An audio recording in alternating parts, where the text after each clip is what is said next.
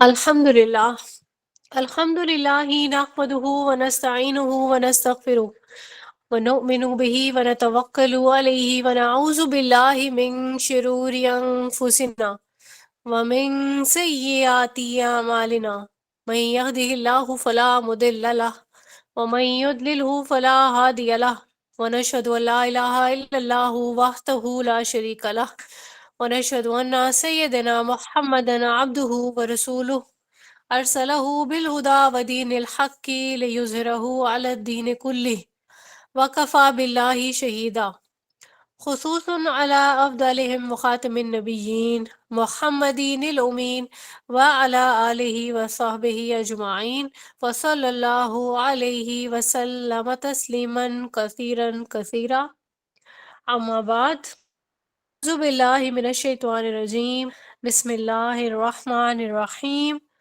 रब्बिश्रह ली सदरी व यस्सिर ली अमरी वहलुल उक़दतम मिन लिसानी यफ़क़हू क़ौली रब्बी यस्सिर वला तुअस्सिर व तम्मिम बिल खैर आमीन सुम्मा आमीन। 17th पारा आज स्टार्ट करेंगे इंशाल्लाह हम, और इस पारे में हम दो सूरतें पढ़ेंगे, जिसमें एक तो सूरा है सूरह अल अंबिया, और इसमें हम 7 रुकू जो है वो देखेंगे हम इंशाल्लाह, और दूसरी सूरा सूरह हज है जो कि 10 रुकों पर मुश्तमिल है। सूरह अल अंबिया में इसका नाम अल अंबिया है, तो यहाँ पे अंबिया कराम का जिक्र किया गया है अल्लाह ताला की तरफ से। इसमें सूरह हज में हम देखते हैं कि क़यामत का भी तज़किरा है और हज के जो है अहकामात हैं उनका भी तज़किरा है। तो अभी हम स्टार्ट करते हैं इंशाल्लाह सूरतुल अंबिया। इसमें पहला जो रुकू है उसमें आयत नंबर 1 से लेके 10 तक की आयत शामिल हैं। इस रुकू का टाइटल है कुरान में तुम्हारा भी जिक्र है और तो करो। अच्छा, ये जो टाइटल है ये इस रुकू की आयत नंबर 10 से लिया गया है। अब यहाँ जो रुकू स्टार्ट हो रहा है तो हिसाब किताब का जो वर्ड यूज किया गया है, यानी कयामत का, कि कयामत करीब आ चुकी है। लोगों का हिसाब किताब का जो वक्त है वो कौन सा होगा? जब कयामत लगेगी, अदालत लगेगी, हिसाब किताब तय होगा। ठीक है, तो यहाँ पे तैयारी की तरफ तवज्जो दिलाई गई है अल्लाह ताला की तरफ से कि इंसान इस तैयारी से गाफिल है। आयत नंबर 2 और 3 में मुशरिकीन मक्का को मुखातब किया गया है कि वो जिस तरह से रसूलुल्लाह सल्लल्लाहु अलैहि वसल्लम पर और कुरान करीम पर एतराज़ात करते रहते थे। ठीक है, कभी तो वो अल्लाह ताला के कलाम को हंसी मजाक की तरह लेते और आपस में गॉसिप्स करते थे, और फिर रसूलुल्लाह सल्लल्लाहु अलैहि वसल्लम पर ब्लेम्स लगाते कि ये इंसान रिश्ते नहीं है, ठीक है, या कुछ भी, या फिर कभी कहते कि वो जादूगर है। तो यहाँ पे उनकी मुखातबत उनकी तरफ जो है वो की गई है। तो रसूलुल्लाह सल्लल्लाहु अलैहि वसल्लम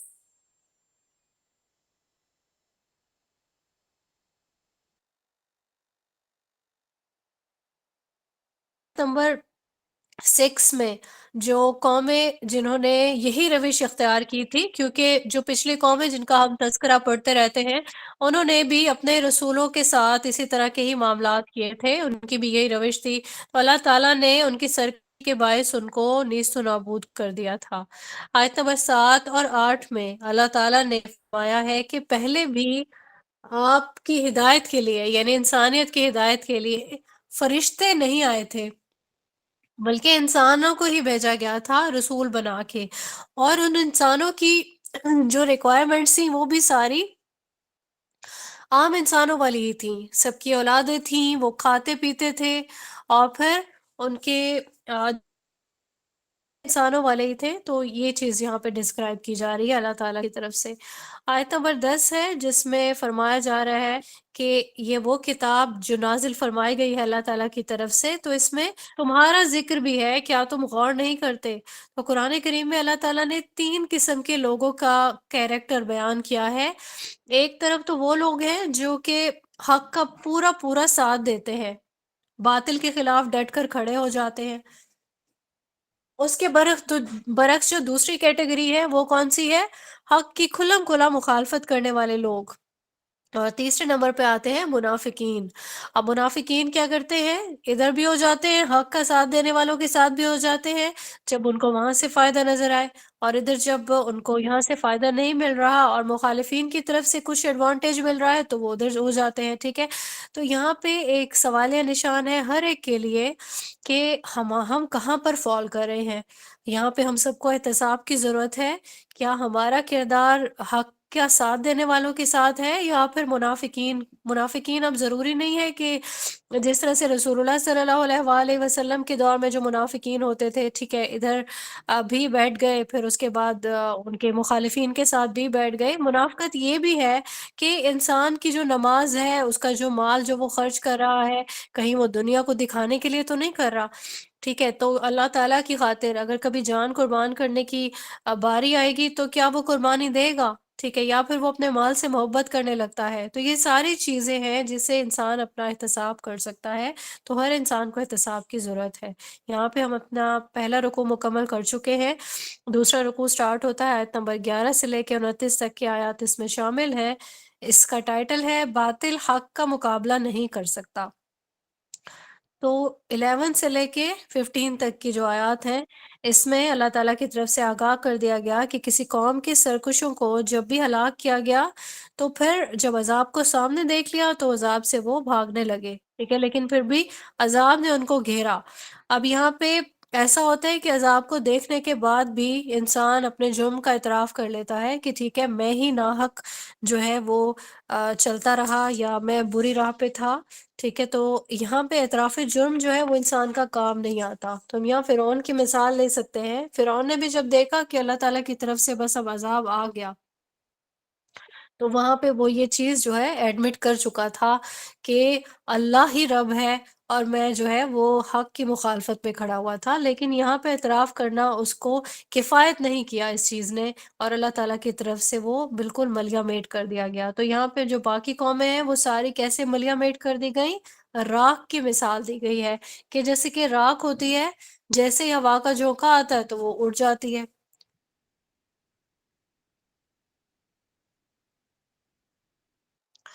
آیت نمبر 16 ہے جس میں آسمان اور زمین کو اور ان کے درمیان میں جو کچھ بھی ہے اس کی تخلیق کا جو مقصد ہے وہ بیان کیا گیا ہے۔ اب یہ کھیل تماشے سے اس کو تشبیہ نہیں دی جا سکتی کہ لوگ آئے اپنی زندگی میں انہوں نے جو بھی انجوائے کرنا تھا، جو کچھ بھی پانا تھا کر کے اور پھر چلے گئے۔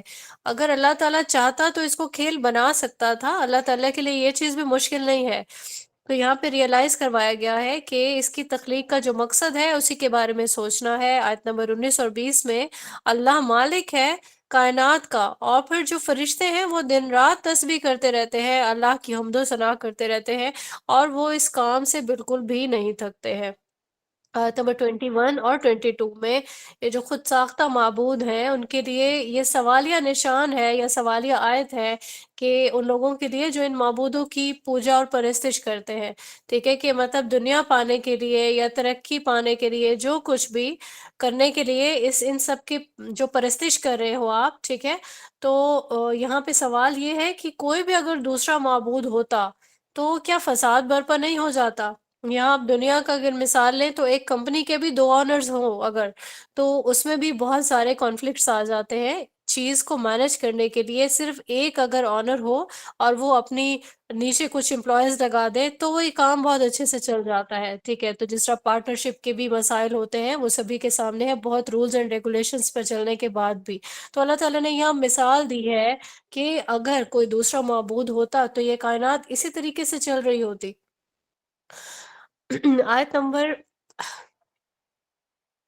23 میں فرمایا جا رہا ہے اللہ تعالیٰ نے یہاں پہ اس چیز کو ریئلائز کروایا ہے کہ کوئی بھی سوال اللہ سے نہیں کیا جا سکتا، یعنی کہ جو جواب دہی والا ایک سلسلہ ہے یہ اللہ تعالیٰ کے ساتھ نہیں کیا جا سکتا، کیونکہ ایسی نافرمانی نہ کوئی کر سکتا ہے نہ کوئی کر سکے گا، اگر وہ چاہے بھی تو بھی نہیں کر سکتا۔ اللہ معبود ہے، اللہ کے سامنے کوئی سوال نہیں کیا جا سکتا بلکہ اللہ سے سوال کیا جا سکتا ہے۔ آیت نمبر 24 ہے جس میں اللہ پاک نے دلیل مانگی ہے یہ جتنے بھی جھوٹے معبودوں کی پرستش کرنے والے لوگ ہیں ان سے، کہ یہ ان کو معبود بنانے کا حکم آپ کے پاس کہاں سے آیا؟ تو ان کے پاس صرف ایک ہی دلیل ہوتی تھی کہ ابا و اجداد ایسا کرے تھے، تو ان کے ابا و اجداد کے پاس یہ حکم کہاں سے آیا تھا؟ آیت نمبر 25 میں تمام رسولوں کی جو دعوت ہے اس کا تذکرہ ہے، وہ دعوت توحید کی ہی دعوت تھی۔ آیت نمبر 26 میں شرک کے جو طریقے ہیں ان کا بیان ہے کہ لوگ اللہ تعالیٰ کا بیٹا بنا دیتے تھے معاذ اللہ، رسولوں کو، کبھی فرشتوں کو اللہ کی بیٹیاں قرار دے دیتے تھے، تو یہاں پہ اس چیز کو بتایا گیا اللہ تعالیٰ پاک ہے ان سب سے۔ آیت نمبر 27 میں فرشتوں کو کے بارے میں تذکرہ ہے کہ اللہ تعالیٰ نے فرشتوں کو بھی اختیارات دیے، اختیارات ہی دیے کچھ، ٹھیک ہے، کہ وہ اپنی سجیشنز دے سکتے ہیں، وہ ڈسکشنز کر سکتے ہیں، لیکن اس کے باوجود بھی وہ شفاعت کرنے والا کام نہیں کر سکتے کہ لوگ جو ہے اس خوش فہمی میں یا خام خیالی میں فرشتوں کو اللہ کی بیٹیاں بھی بناتے رہے اگر، تو فرشتے شفاعت نہیں کر سکتے، کیونکہ ایسا اگر وہ کرنے کا ارادہ بھی کرے تو وہ ظالموں میں سے ہو جائیں گے۔ تو فرشتے اللہ تعالیٰ کے ایسی مخلوق ہیں جو سجدہ ریز رہتے ہیں، اور وہ اللہ تعالیٰ کی بہت ہی فرما بردار ہے۔ یہاں پہ ہمارا یہ رکوع مکمل ہوتا ہے۔ اس رکوع میں ہم نے کیا پڑھا ہے؟ ہم نے اللہ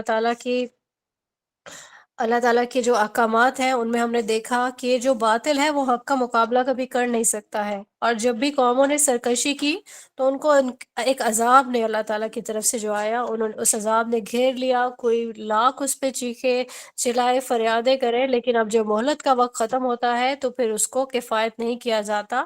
اب جب عذاب کا وقت آتا ہے تو قوموں نے اگر اعتراف بھی کر لیا تب بھی وہ راکھ کی طرح سے بکھر گئے۔ یہاں پہ کائنات کی تخلیق کے بارے میں دیکھا ہے کہ کائنات کوئی شغل کے طور پر جو ہے وہ بالکل بھی نہیں پیدا کی گئی، بلکہ یہاں پہ ہمیشہ سے حق اور باطل کا جو ہے ایک معرکہ وہ برپا رہا ہے، اور پھر تاریخ بھی اس چیز کے لیے گواہ ہے کہ جب بھی اہل حق نے وہ جب بھی باطل کے سامنے کھڑے ہوئے تو پھر اللہ تعالیٰ نے کیا کیا؟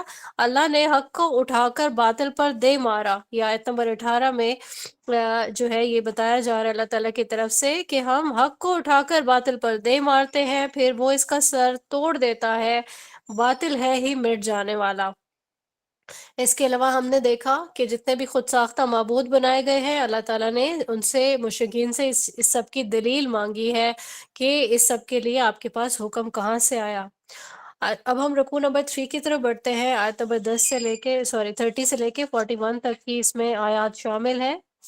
رکوع کا ٹائٹل ہے انسان کے امتحان کی دو صورتیں۔ یہاں پہ ہم دیکھتے ہیں کہ کون کون سی دو صورتیں ہیں۔ آیت نمبر 30 میں ایک جو ہم پڑھتے آ رہے ہیں دنیا کی جو سائنسدانوں کے اکارڈنگ ایک بگ بینگ تھیوری ہے، جو کہ زیادہ تر لوگوں نے اس کے بارے میں پڑھا ہوگا کہ ایک ہی جو زمین ایک بہت بڑا مطلب سیارچے بننے سے پہلے ستارے، سورج، چاند، یہ ایک بہت بڑا آگ کا گولا اور یہ سب کچھ۔ تو یہاں پہ ہمیں دلیل یہ ملتی ہے اللہ تعالیٰ کی طرف سے آیت نمبر 30 میں کہ آسمان اور زمین بند تھے۔ اب بند سے ہم اس چیز کا وہ کر سکتے ہیں، تھوڑا سا آئیڈیا لے سکتے ہیں کہ آسمانوں اور زمین کی تخلیق سے پہلے کے کیا معاملات تھے، پھر اس کے بعد تقسیم ہوئی۔ 31 آیت میں اللہ پاک نے نعمتوں کا ذکر کر دیا، جیسے کہ پہاڑ ہے، جیسے کہ راستے ہیں۔ 32 میں آسمان کا جس کو چھت اللہ تعالیٰ نے بنا دیا، پھر سورج ہے، چاند اور دن رات کی تخلیق ہے 33 آیت میں جیسے بتایا جا رہا ہے، اور 34 میں دنیا کی جو عارضی زندگی ہے اس کے بارے میں بتایا جا رہا ہے کہ اگر ابدی ہوتی تو آپ صلی اللہ علیہ وآلہ وسلم کو بھی اللہ تعالیٰ موت نہیں دیتے بلکہ آپ بھی حیات ہوتے۔ اب یہاں یہ جو تقسیم ہے کائنات کی یہ کس طریقے سے ہوئی؟ آسمان اور زمین الگ الگ ہو گئے، پھر اس کے بعد ہم پہلے بھی آیات میں پڑھتے آ رہے ہیں کہ زمین جو ہے وہ ٹھنڈی ہوئی، ٹھیک ہے، یعنی کہ پہلے گرم تھی پھر ٹھنڈی ہوئی، سکڑ گئی۔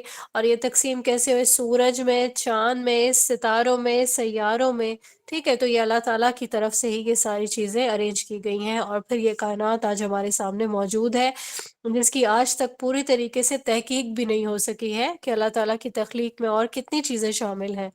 پھر اس کے بعد 35 آیت کی طرف بڑھتے ہیں، جہاں پہ موت کی حقیقت جو ہے بیان کی گئی ہے کہ ہر جاندار کو موت کا مزہ چکھنا ہے، یعنی موت کی جو حقیقت ہے اس کو کوئی روک نہیں سکتا ہے۔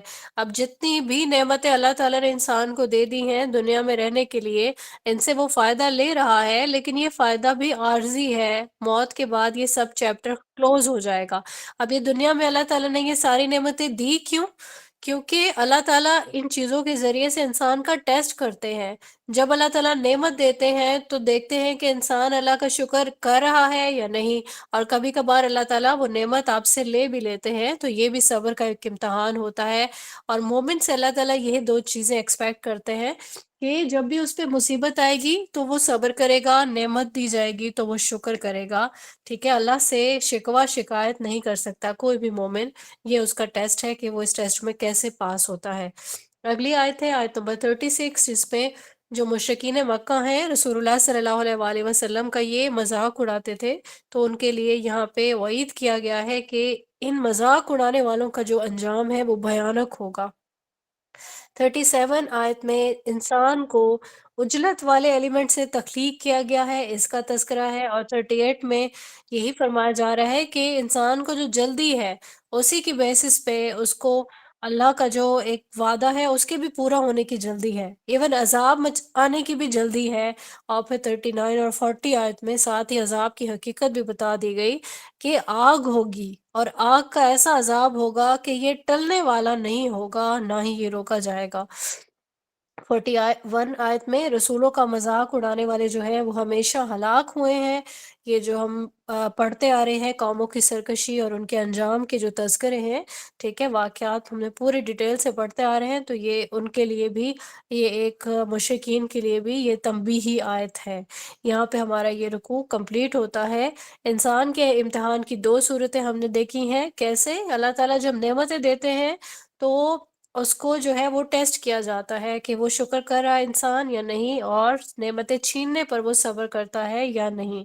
اس کے علاوہ ہم نے اللہ تعالیٰ کی نعمتوں کے اور قدرت کے جو اذکار ہیں وہ دیکھے، کیسے اللہ تعالیٰ نے آسمان اور زمین کی جو تخلیق کی، بہت ہی شارٹ ایک جو آیات میں اس کی بتائی گئی ہے تقسیم کیسے ہوئی، ٹھیک ہے۔ نعمتوں میں جو اللہ تعالیٰ کی تخلیق میں جو چیزیں آتی ہیں، پہاڑ ہیں، راستے ہیں، آسمان کو اللہ نے چھت بنا دیا، ٹھیک ہے۔ تو یہ عارضی زندگی میں جتنی بھی نعمتیں اللہ تعالیٰ نے دی، یہ اس میں فائدہ اٹھانے کا یہی وقت ہے۔ اس کے بعد جو ہے یہ ساری چیزیں ختم ہو جائیں گی اور پھر انسان نے موت کا مزہ چکھنا ہے۔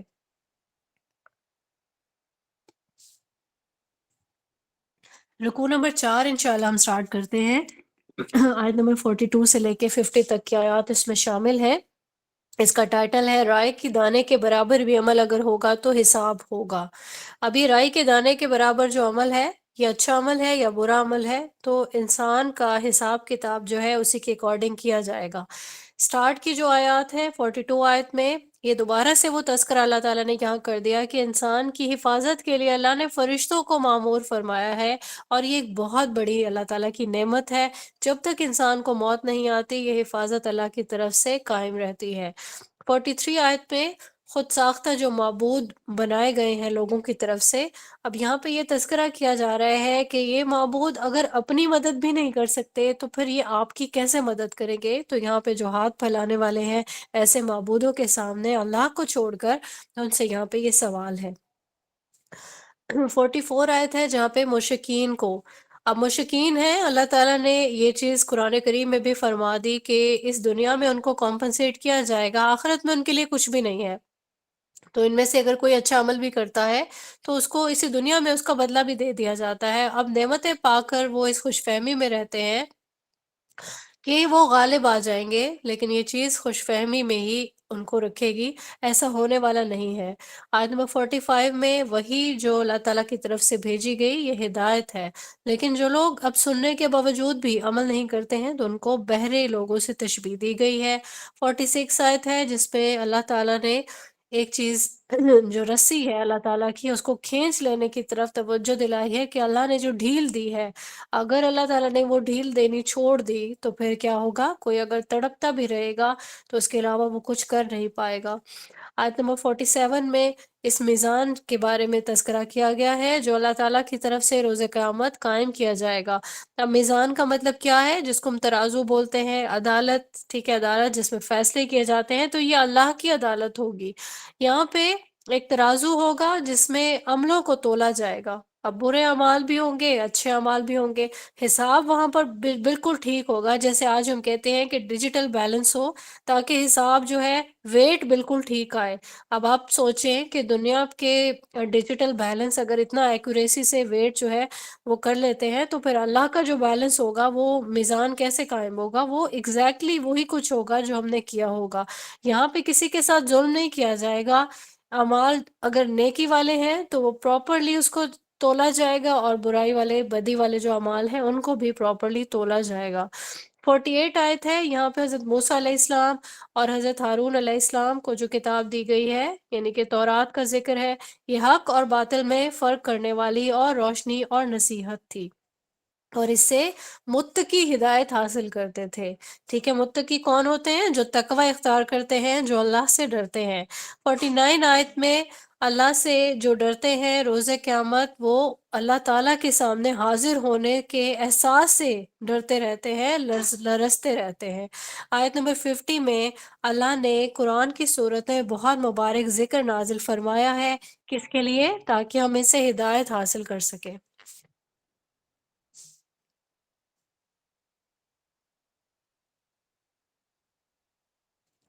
اگلا رکوع سٹارٹ ہوتا ہے رکوع نمبر 5، جس میں 51 سے لے کے 75 تک کی آیات ہیں۔ اس میں بت پرستوں پر اتمام حجت کا تذکرہ ہے۔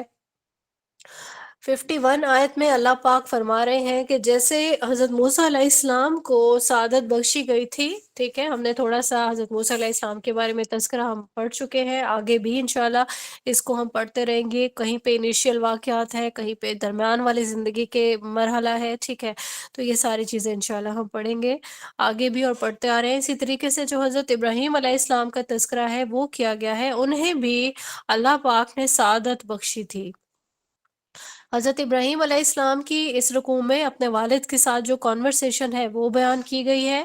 ان کے آباء و اجداد جو تھے 43 آیت میں، آباء و اجداد کیا کرتے تھے؟ وہ مشرک تھے، گمراہ تھے، ٹھیک ہے، تو وہ ستاروں کو پوجا کرتے تھے، یعنی کہ وہ توحید پر نہیں تھے، ایک اللہ کو نہیں مانتے تھے، بلکہ وہ انہوں نے بھی اپنے خود سے ہی کوئی معبود بنا رکھے تھے۔ اب حضرت ابراہیم علیہ السلام نے اس پہ سارا جو ہے وہ اللہ تعالیٰ کی طرف سے ان کو حکمت بھی عنایت ہوئی تھی۔ اللہ تعالیٰ نے ان کو جو ہے وہ وحی کی صورت میں ہدایت کا بھی ایک جو اسائنمنٹ تھی وہ بھی عنایت فرمائی۔ تو یہاں پہ انہوں نے اپنی قوم سے اس چیز کے لیے دلیل مانگی آیت نمبر 5 میں، کہ یہ سب کچھ ان سب چیزوں کو پوجنے کی اور پھر بتوں کو پوجنے کی، ٹھیک ہے، ان کے پاس بت والا ایک وہ بھی تھا، بت خانے میں بت رکھا کرتے تھے۔ تو یہاں جب حضرت ابراہیم نے دلیل مانگی اور قوم کو توحید کی دعوت دی، ٹھیک ہے، تو یہ قوم نے تو انکار کر دیا۔ اب یہاں 57 آیت ہے جس میں حضرت ابراہیم علیہ السلام نے پورا جو ہے اس کا پلان کر لیا کہ میں ان کی بتوں کی جو حقیقت ہے اس سے میں پردہ اٹھا کے ہی رہوں گا۔ تو اگلی جو آیات ہیں اس میں یہ پورا ایک تذکرہ موجود ہے 58 سے لے کے 57 تک کی آیات میں۔ حضرت ابراہیم علیہ السلام نے کسی ایک دن کا انتخاب کیا۔ اب یہ وہ دن تھا جب یہ سارے قوم کے جو لوگ تھے، یعنی بستی کے جو لوگ تھے، وہ کسی فنکشن، ان کا کوئی میلہ وغیرہ تھا تو وہاں پہ وہ سب اس میں شرکت کے لیے جاتے تھے، اور یہ ایک اینول فنکشن ہوا کرتا تھا۔ اب یہ کیونکہ علاقہ یا بستی جو بھی یہ خالی ہو گئی، حضرت ابراہیم علیہ السلام نے بت خانے میں وہ داخل ہو گئے، اور جتنے بھی وہاں پہ بت موجود تھے سوائے ایک بڑا سا جو بت تھا اس کو چھوڑ کر سارے بتوں کو انہوں نے کسی تیشہ سے توڑ دیا، اور پھر آخر میں وہ جو تیشہ تھا، یعنی بتوں کو توڑنے کا جو بھی اوزار تھا، وہ بڑے بت کے کندھے پہ رکھ دیا۔ اب جب یہ لوگ واپس آئے تو انہوں نے بہت زیادہ، ان کو تشویش ہوئی کہ ہمارے معبودوں کا یہ حشر کس نے کر دیا۔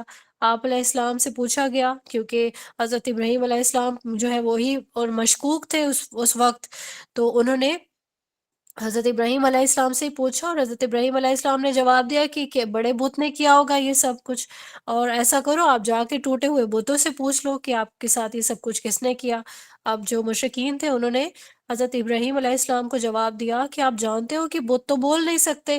تو یہاں پہ یہ دیکھیں کہ حضرت ابراہیم علیہ السلام نے ان کو جو جواب دیا لاجکس کے ساتھ، کہ تم لوگوں پہ بہت افسوس ہے، ساتھ میں تمہارے معبودوں پہ بھی افسوس ہے، ایسے بتوں کی تم پوجا کر رہے ہو جو نہ تو اپنا دفاع کر سکتے ہیں نہ تمہیں جواب دے سکتے ہیں، تو اب یہ نفع اور نقصان میں کیا ان کا مطلب معاملہ ہوگا؟ نہ تمہیں کوئی نقصان پہنچا سکتے ہیں نہ نفع پہنچا سکتے ہیں۔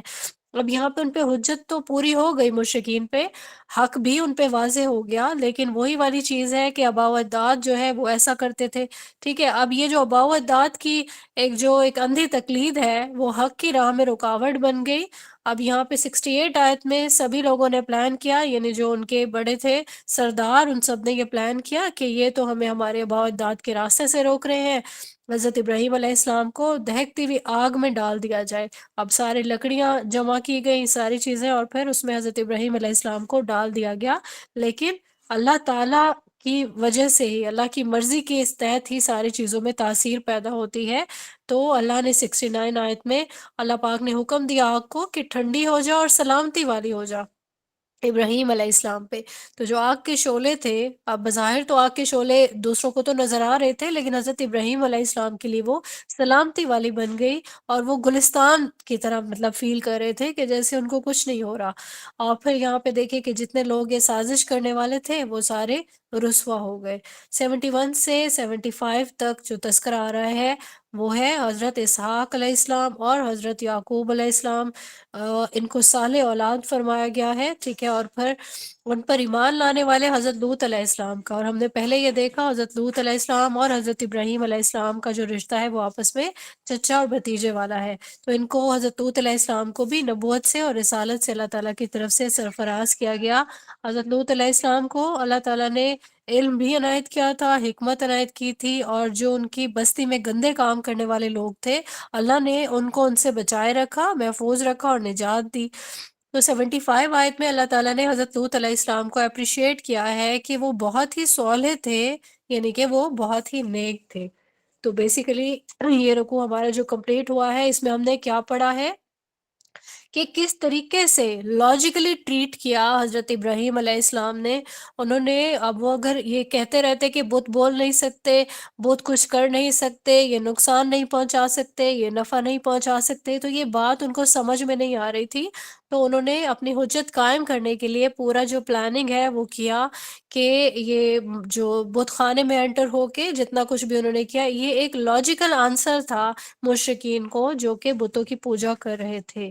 یہ رکوع ہمارا کمپلیٹ ہو گیا۔ اگلے رکوع کی طرف بڑھتے ہیں، رکوع نمبر 6 ہے، آیت نمبر 76 سے لے کے 93 تک کی آیات اس میں شامل ہیں۔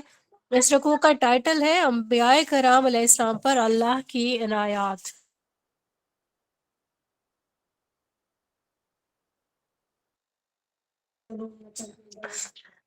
اب یہاں پہ جو آیات ہے اس میں ہم دیکھتے ہیں کہ جتنے بھی اہل ایمان تھے، ٹھیک ہے، جس طرح پچھلی جتنی بھی قومیں تھی، اہل ایمان کو اللہ تعالیٰ نے بچا لیا تھا، اور باقی ساری جو قومیں تھی وہ ہلاک ہو گئی تھی۔ کون کون سی قوموں کے بارے میں ہم نے پڑھا؟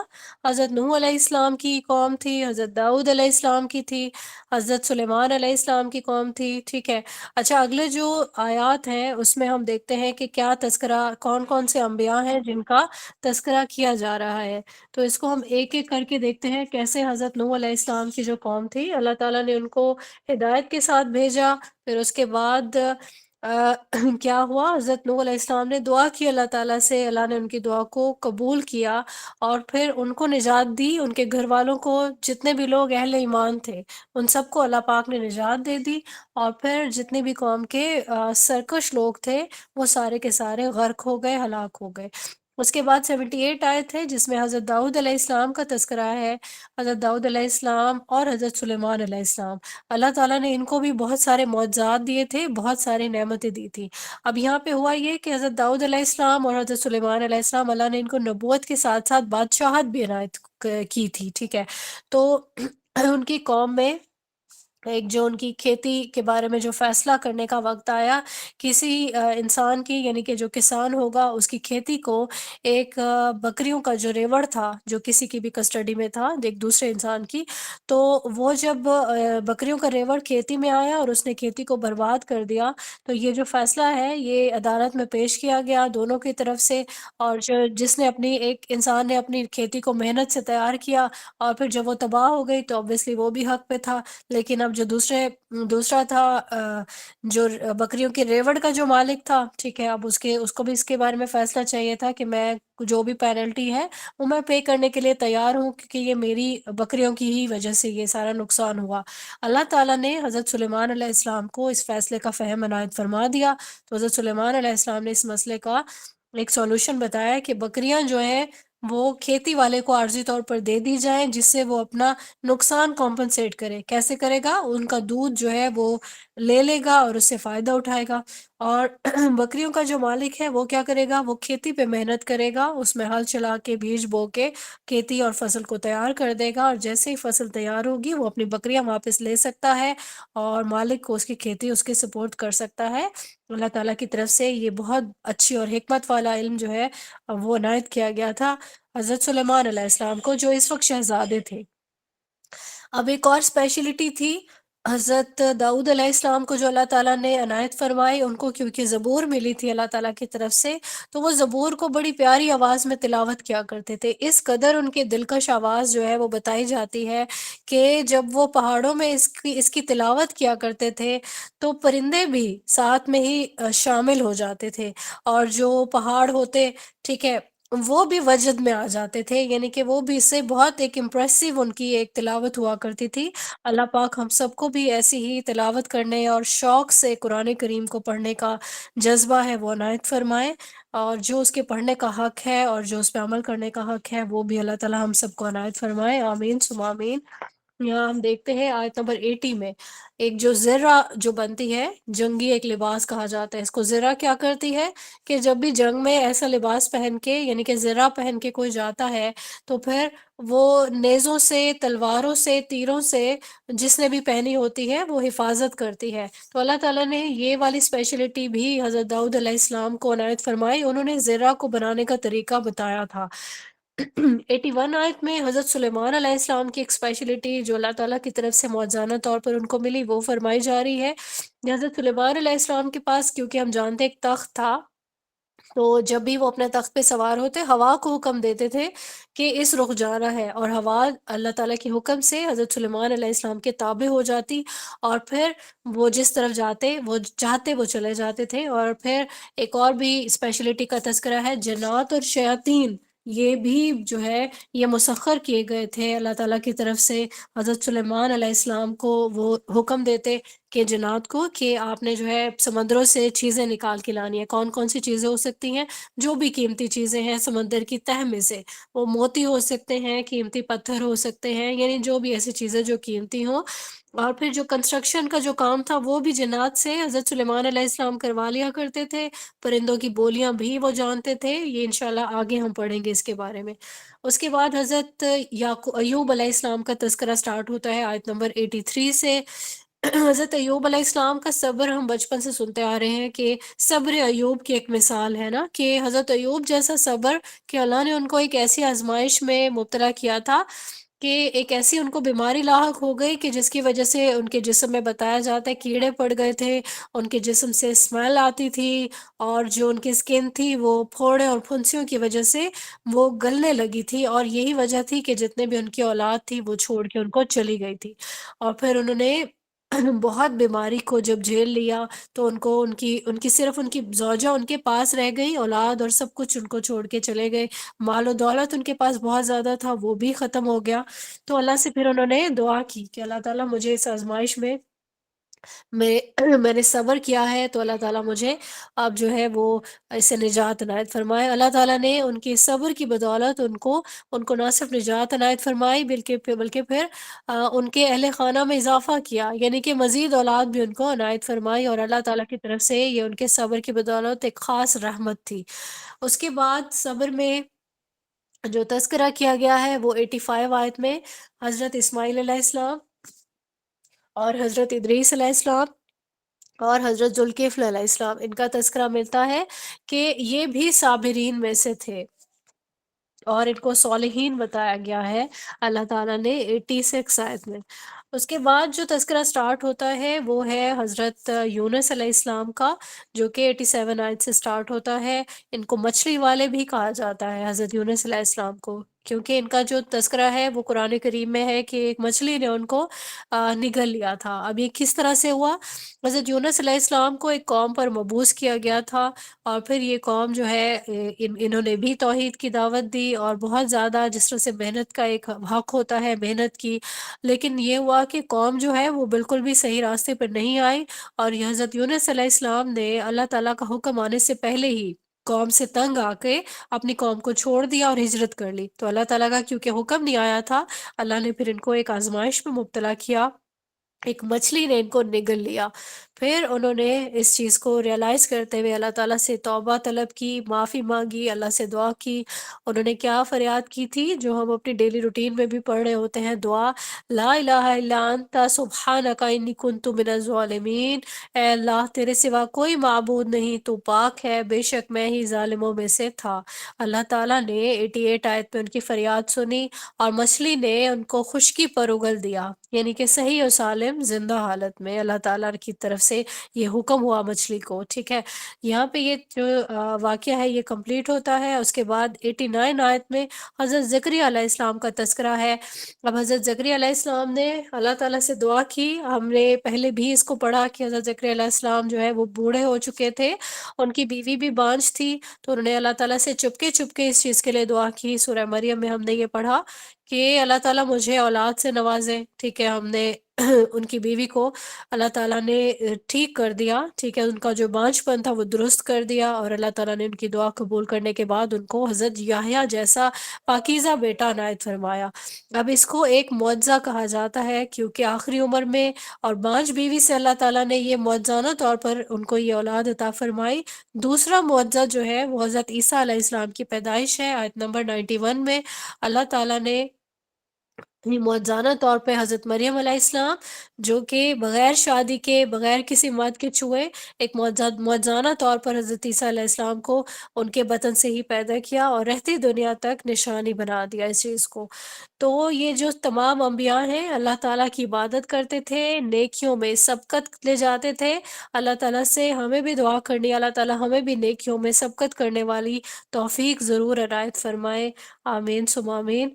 اب یہاں پہ جو 92 آیت ہے، امت کو بندگی کا حکم یہاں پہ ملتا ہے، اور 93 آیت میں امت کی تقسیم ہونے کا تذکرہ ہے کہ جو بھی انسان اس تقسیم پہ بلیو کرتا ہے کہ اللہ تعالیٰ کا ایک قرآن، ٹھیک ہے، جو نازل کیا گیا آخری کتاب ہے، اس پہ سٹیمپ ہے، اور اسی پر ہی ایمان رکھنا ہے، آخری نبی رسول اللہ صلی اللہ علیہ وآلہ وسلم ان کا طریقہ حدیث کی صورت پہ موجود ہے، اس کے باوجود بھی جو امت ہے وہ تقسیم ہونے کے جو ہے وہ اس کا تذکرہ ہے کہ تقسیم ہو گئی ہے، تو انسان جو ہے وہ لوٹ کے اللہ کی طرف ہی جائے گا، اس چیز کو ریئلائز کروایا گیا ہے۔ انبیاء کرام کی عنایات ہم نے اس رکوع میں پڑھی ہیں، جن انبیاء کا تذکرہ کیا گیا ان کا تھوڑا تھوڑا جو ہے احوال بھی بیان کیا گیا ہے۔ حضرت نوح علیہ السلام کا، حضرت داؤد علیہ السلام، حضرت سلیمان علیہ السلام، حضرت ایوب علیہ السلام، حضرت اسماعیل علیہ السلام، حضرت ادریس اور حضرت ذوالکفل علیہ السلام کا تذکرہ ہے، اور پھر حضرت یونس علیہ السلام کا بھی تذکرہ جو ہے وہ ہم نے اس کو اچھے سے ڈیٹیل میں دیکھا، حضرت زکریا علیہ السلام کے بارے میں دیکھا ہم نے، اور پھر حضرت عیسیٰ علیہ السلام کی پیدائش کے بارے میں دیکھا۔ یہ رکوع ہمارا مکمل ہوا، اور پھر ہم رکوع نمبر 7 پڑھیں گے انشاءاللہ، جس کا ٹائٹل ہے رسول اللہ صلی اللہ علیہ وآلہ وسلم تمام جہانوں کے لیے رحمت ہے۔ 94 آیت سے سٹارٹ ہوتا ہے، جس میں تذکرہ ہے کہ نیک لوگوں کو اللہ کی طرف سے جو ہے پورا کا پورا کمپنسیشن ملے گا، کیونکہ جتنے بھی لوگ ہیں ان سب کے اعمال کا رجسٹر اللہ تعالیٰ کی طرف لکھا جا رہا ہے، ایک ایک عمل کو نوٹ ڈاؤن کیا جا رہا ہے، تو سب کا صلہ بھرپور طریقے سے ملے گا انشاءاللہ۔ 95 آیت ہے، یہاں پہ بستیوں پر عذاب کا جب فیصلہ ہو جائے تو پھر وہ بستیاں برباد ہو جاتی ہیں، اور اس کے بعد کبھی بھی وہ آباد نہیں ہوتی ہیں، یہ چیز بیان کی گئی ہے۔ 96 آیت ہے جس میں یاجوج ماجوج کا تذکرہ ہے۔ اچھا، یہاں پہ ہم دیکھتے ہیں کہ یہ جو یاجوج اور ماجوج ہیں یہ قیامت سے پہلے کی ایک نشانی ہے۔ احادیث سے ہمیں اس کی ڈیٹیل ملتی ہے۔ یہ کچھ ایسی قوم ہوگی، بے تحاشا تعداد میں ہوں گے، اور پھر جو ہے یہ ان کا ظہور ہوگا پہلے، اور پھر اس کے بعد قیامت آئے گی۔ تو اس کے بعد آتی ہے اگلی آیت، جس میں 97 ہے، قیامت کے خوف کا تذکرہ ہے کہ اب جب بھی انسان خوف میں مبتلا ہوتا ہے تو کیا ہوتا ہے، اس کو اپنے سارے گناہ یاد آنے لگتے ہیں، اور جو کوئی بھی انسان غفلت کا شکار ہے اس کو اپنے گناہ یاد آنے لگیں گے۔ آیت نمبر 98 سے لے کے 100 تک جو آیات ہیں، اس میں جہنم کے عذاب کا ذکر ہے۔ اب جو شرک کرنے والا ہے اس کے لیے جہنم ہے۔ ہم نے یہ چیز پڑھی تھی کہ شرک جو ہے وہ ظلم عظیم ہے، اور شرک کبھی بھی معاف نہیں کیا جائے گا۔ تو جو شرک کرنے والا انسان ہے، جہنم بھی اس کا جو ہے مقدر بنے گی۔ اس کے بعد جو اگلی آیات ہے 101 سے لے کے 103 تک، یہاں پہ اہل جنت کا تذکرہ ہے۔ یہ ہر طرح سے محفوظ رہیں گے، اللہ تعالیٰ کی طرف سے دی گئی نعمتیں پائیں گے، ان کو کوئی فکر لاحق نہیں ہوگی۔ آیت نمبر 103 اور 104 میں قیامت کا سین جو ہے وہ دکھایا گیا ہے۔ اس قدر بھیانک ناک ہوگا قیامت کا جو ظہور ہے کہ آسمان اور زمین لپیٹ دیے جائیں گے۔ یہاں پہ مشرکین کو دھمکی دی گئی ہے کہ جہنم میں تمہارے ساتھ تمہارے معبود بھی جلیں گے، اور پھر وہاں پہ تم لوگوں کی چیخو پکار کسی کام نہیں آئے گی۔ اور یہاں پہ جو نیک لوگ ہیں ان کا بھی تذکرہ آ گیا کہ وہ لوگ ہر طرح کی گھبراہٹ سے محفوظ رہیں گے، اور ان کے پاس ان کے لیے کیونکہ نعمتیں موجود ہوں گی۔ آیت نمبر 105 میں آتا ہے، دنیا میں جو زمین کے وارث ہیں وہ نیک بندے ہی بنیں گے۔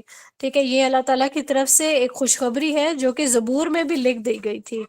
آیت نمبر 106 اور 107 میں ذکر کیا گیا ہے یہاں پہ کہ اس خوشخبری کا جو ظہور ہے وہ رسول اللہ صلی اللہ علیہ وآلہ وسلم کی امت میں ہوگا، کیونکہ آپ صلی اللہ علیہ وآلہ وسلم کے بارے میں اللہ تعالیٰ کا یہ ارشاد ہے آیت نمبر 107 میں، وَمَا أَرْسَلْنَاكَ إِلَّا رَحْمَةً لِّلْعَالَمِينَ، اور اے نبی صلی اللہ علیہ وآلہ وسلم، ہم نے آپ کو نہیں بھیجا مگر تمام جہانوں کے لیے رحمت بنا کر۔ یہ اللہ تعالیٰ کی رحمت ہے کہ ظالموں کا جو اقتدار ہے وہ زمین سے ختم ہو جائے گا، اور پھر جو نیک لوگ ہوں گے، جو اللہ سے ڈرنے والے ہوں گے، وہ اس زمین کے وارث بنیں گے۔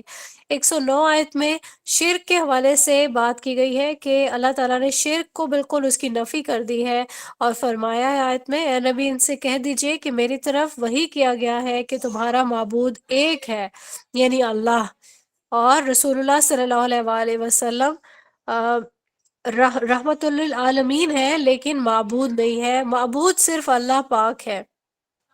آیت نمبر 112 میں رسول اللہ صلی اللہ علیہ وآلہ وسلم کی دعا موجود ہے، جس میں انہوں نے یہ دعا کی تھی کہ اللہ تعالیٰ تمام چیزوں کا فیصلہ حق کے ساتھ فرما دے۔ یہاں پہ ہماری سورہ بھی کمپلیٹ ہو گئی ہے اور رکوع کا بھی اختتام ہو گیا ہے۔ رسول اللہ صلی اللہ علیہ وآلہ وسلم تمام جہانوں کے لیے رحمت ہے۔ یہاں پہ ہم نے کیا کیا چیزیں پڑھی ہیں، ہم نے بستیوں پہ عذاب کے بعد جو فیصلے ہیں اللہ تعالیٰ کے کہ یہ بستیاں کبھی آباد نہیں ہوں گی، اس کا تذکرہ پڑھا ہے۔ یاجوج ماجوج کا تذکرہ صرف ایک آیت میں پڑھا ہے، آگے اس کی ڈیٹیل بھی کچھ آئیں گی انشاءاللہ۔ اس کے بعد قیامت کا تذکرہ ہے، نیک لوگوں کی کمپنسیشن کا کہ وہ ان کے اعمال جو ہیں وہ نوٹ ڈاؤن کیے جا رہے ہیں، اہل جنت کی جو نعمتیں ہیں ان کا تذکرہ ہے۔ اور پھر اس کے بعد ہم نے یہ دیکھا کہ اللہ تعالیٰ نے رسول اللہ صلی اللہ علیہ وآلہ وسلم کو تمام جہانوں کے لیے رحمت بنا کے بھیجا، لیکن معبود صرف اللہ ہے اور وہ ایک ہے۔ اب تمام جہانوں کے لیے آپ صلی اللہ علیہ وآلہ وسلم رحمت ہے، لیکن آپ معبود نہیں ہیں، لہٰذا معبود صرف اللہ ہے، اللہ ہی سے مانگا جا سکتا ہے، اور اللہ کے ساتھ کوئی شریک نہیں ہے۔ یہاں پہ ہم نے اپنی سورہ الانبیاء کمپلیٹ کی ہے۔ سورہ حج کی طرف بڑھتے ہیں۔ سورہ حج کا جو رکوع ہے پہلا، اس میں 1 سے لے کے 10 تک کی آیات شامل ہیں۔ اب یہاں پہ جو باطل تصورات ہیں اس سورہ میں، ان کی پرزور طریقے سے نفی کی گئی ہے۔ تو پہلی آیت میں ہم دیکھتے ہیں کہ قیامت کا تذکرہ آتا ہے قیامت کے زلزلے کا ذکر ہے۔ اب یہ دیکھیں کہ اگلی آیات میں اس زلزلے کی شدت جو بیان کی گئی ہے وہ انسان کا دل ہلا دینے والی ہے، کہ ایک جو مدر ہے اس کی مثال دی گئی ہے کہ انسان کی جب بچہ پیدا ہوتا ہے تو اپنے بچے کو فیڈ کروانے کے لیے وہ کس قدر کیئرفل ہوتی ہے کہ میرا بچہ بھوکا نہیں رہ جائے، بہت کیئر کرتی ہے۔ لیکن یہ جو قیامت کے زلزلے کی شدت ہوگی، عورت ایسا کرے گی کہ اپنے بچے کو فیڈ کروانا بھول جائے گی، مطلب وہ سب کچھ بھول جانے کے مترادف ہے۔ اور پھر جتنی پریگننٹ لیڈیز ہوں گی وہ اپنا حمل گرا دیں گی۔ لوگوں کی سچویشن بتائی جا رہی ہے، وہ دیوانے کی طرح سے نظر آئیں گے، حالانکہ وہ دیوانے نہیں ہوں گے۔ یہ عذاب کی شدت ہے جو انسان پہ حاوی ہو جائے گی، اور وہ اس طریقے سے اپنا جو حالات ہیں وہ اپنے پیش کرنے لگے گا۔ اس کے بعد تیسری اور چوتھی جو آیت ہے اس میں اللہ کی معرفت حاصل کرنے کا جو امپورٹنس ہے، یعنی کہ اس کا جو علم ہے اللہ کی معرفت کا، اس کو حاصل کرنے کی امپورٹنس بتائی گئی ہے کہ اگر تو انسان اللہ کی معرفت یعنی اللہ کی پہچان نہیں کرتا تو پھر وہ گمراہ ہو جاتا ہے، وہ جھگڑالو ہو جاتا ہے، اور ایسا انسان شیطان کے پیچھے چلنے لگتا ہے، اور شیطان جس طرف لے جائے وہ لے کے جا سکتا ہے، کیونکہ شیطان جو ہے انسان کے لیے گمراہی کا باعث بنتا ہے، تو گمراہ کرتے کرتے الٹیمیٹلی وہ انسان کو دوزخ میں لے جائے گا۔ آیت نمبر 5 میں اللہ تعالیٰ کی قدرت کے بارے میں جو لوگ شک کرتے ہیں ان کا بیان ہے۔ وہ کیا شک کرتے ہیں کہ اللہ تعالیٰ مرنے کے بعد کیسے زندہ کرے گا انسان کو۔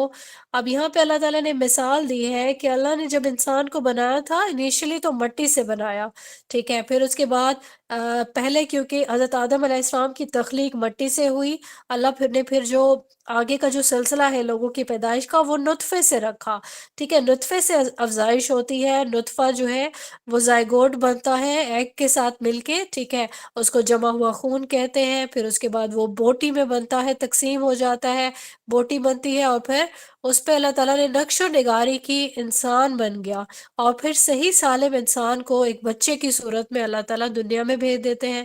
پھر انسان پیدا ہونے کے بعد عمر کے مختلف حصوں سے بڑھتے بڑھتے کیا ہوتا ہے، جوان ہو جاتا ہے، پھر بوڑھا ہو جاتا ہے، ٹھیک ہے۔ تو یہ ایک مثال ہے اللہ تعالیٰ کی طرف سے۔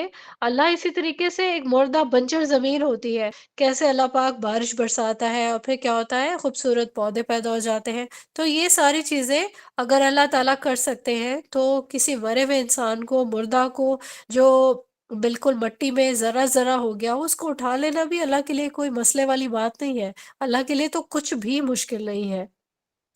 آیت نمبر 6 میں ریئلائز کروایا جا رہا ہے کہ جو اللہ یہ سب کچھ کر سکتا ہے، انسان کو دوبارہ زندہ کرنے پر بھی وہ پورے طریقے سے قادر ہے۔ آیت نمبر 7 میں قیامت کا اور حساب کتاب کا تذکرہ ہے کہ قیامت آئے گی، حساب کتاب ہوگا۔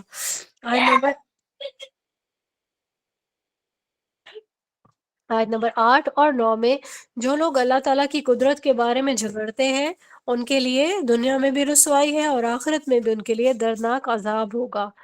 آیت نمبر 10 میں انسان کے لیے جو جنت اور جہنم کا جو ایک پورا ایک کیمسٹری بتا دی گئی ہے انسان کو، کہ یہ چیزیں کرنی ہے جنت کے حصول کے لیے اور یہ جہنم کے لیے۔ تو یہاں پہ جو رزلٹ ہے، جو بھی انسان کی کمائی ہے، ٹھیک ہے، اس کے بارے میں بتایا گیا ہے کہ یہ انسان اپنے ہاتھوں سے کما رہا ہے، کیونکہ اللہ کا جو فیصلہ ہے وہ عدل والا ہے، اللہ کسی پر بھی ظلم نہیں کرتا ہے۔ سورہ حج کا پہلا رکوع ہم نے مکمل کر لیا۔ انیشیل آیات میں ہم نے قیامت کے زلزلے کا تذکرہ پڑھا ہے، کیا حالات ہوں گے، اس کے بعد انسان قیامت کے دن مرنے کے بعد کیسے اٹھایا جائے گا، اللہ تعالیٰ نے اگزامپل سے سمجھا دیا کہ کیسے اللہ تعالیٰ کسی کو بھی اگر ایک نطفے سے انسان کو کی صورت بنا سکتا ہے اور ایک بنجر زمین سے پودے اگا سکتا ہے، تو اللہ تعالیٰ ہر ایک چیز پر قادر ہے، یہ بھی کوئی مشکل چیز نہیں ہے، اللہ کے لیے کچھ بھی ناممکن نہیں ہے۔ قیامت کا اور اعمال کا تذکرہ ہے آخری آیات میں، اور پھر یہ کہ اللہ کا جو فیصلہ ہے وہ عدل کا فیصلہ ہے۔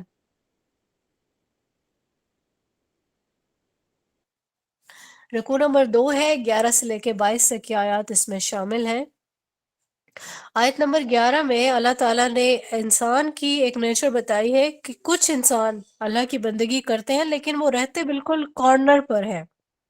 کارنر مطلب سائڈز پہ رہتے ہیں، کناروں پر رہتے ہیں، اس لیے تاکہ جس طرف فائدہ نظر آ رہا ہے اس طرف آگے بڑھ جائیں۔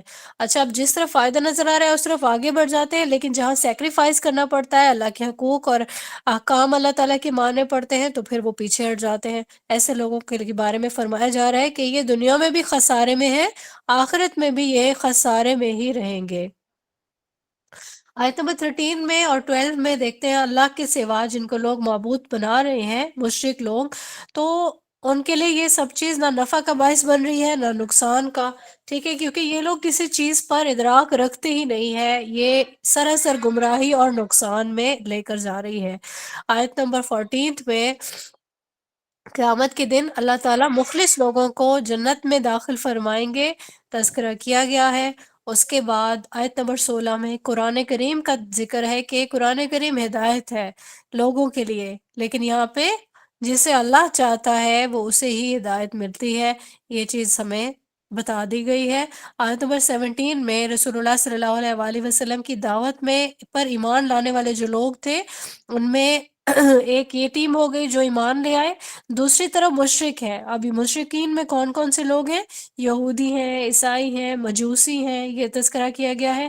اور مجوسی کون ہوتے ہیں؟ جو آگ کی پرستش کرنے والے ہوتے ہیں۔ غرض یہ کہ یہ سب کے سب شرک کرنے والے لوگ ہیں۔ اللہ قیامت کے دن ان سب کے بارے میں اپنا فیصلہ فرما دے گا۔ آیت نمبر 18 میں فرمایا جا رہا ہے کہ آسمانوں اور زمین کے درمیان میں جتنی بھی چیزیں ہیں وہ سب اللہ کو سجدہ کر رہی ہیں۔ سورج کا تذکرہ ہے، چاند کا، ستاروں کا، اور درختوں کا، چوپایوں کا، اور پھر انسانوں کا، اور باقی جو لوگ ایسا نہیں کرے وہ سب کے سب عذاب کے مستحق ہے۔ آیت نمبر 23 میں آیت نمبر 19 میں فرمایا جا رہا ہے کہ کافر جو ہے وہ جہنم کے عذاب سے دوچار ہوں گے۔ ان کے لیے یہاں ڈسکرپشن دی گئی ہے کہ ان کے جو لباس ہوں گے وہ بھی آگ سے تیار کیے جائیں گے، ان پہ کھولتا ہوا پانی ڈالا جائے گا جو ان کی کھالوں کو، ان کی انتڑیوں کو پگھلا دے گا۔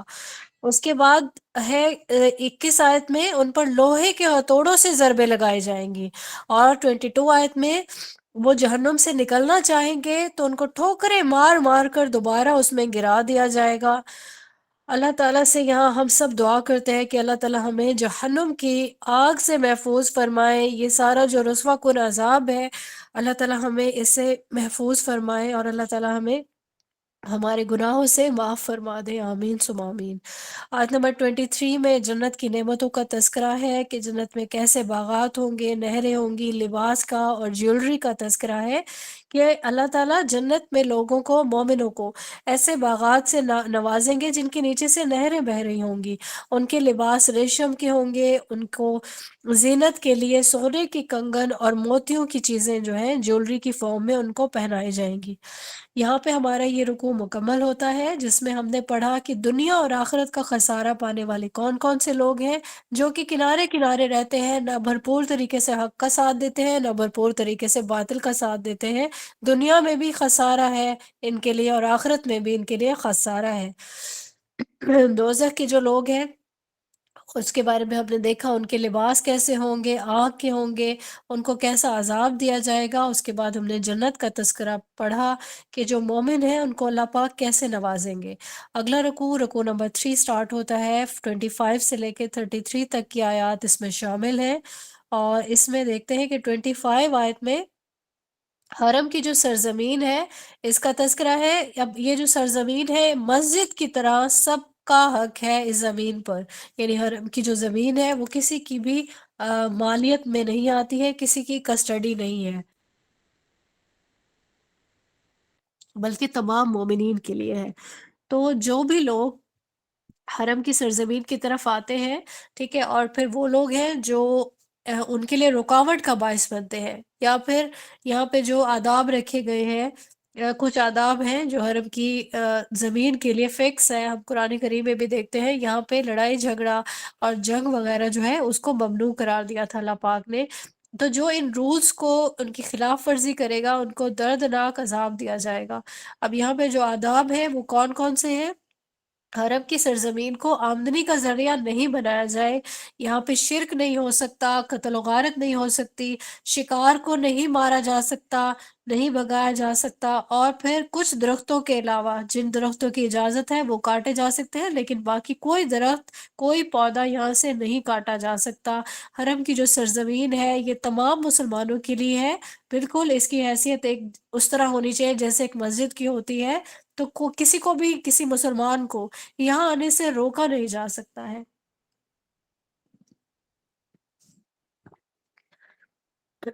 اس کے بعد ہم دیکھیں گے آیت نمبر 26 میں حضرت ابراہیم علیہ السلام کا تذکرہ سٹارٹ ہوتا ہے۔ حضرت ابراہیم علیہ السلام کو اللہ پاک نے حکم دیا کہ مسجد حرام میں طہارت کا اہتمام کرنا ہے، اس گھر کو شرک کی نجاست سے پاک رکھنا ہے۔ 27 آیت میں حضرت ابراہیم کو حکم دیا گیا تھا علیہ السلام، ان کو حج کے لیے جو ہے ادائیگی کے لیے لوگوں کو آپ نے پکارنا ہے، دنیا کے ہر کونے تک اس آواز کو پہنچائیں تاکہ ہر سال لوگ اپنی جو حج کی ادائیگی ہے وہ کریں، اور قیامت تک یہ سلسلہ جاری و ساری رہے گا۔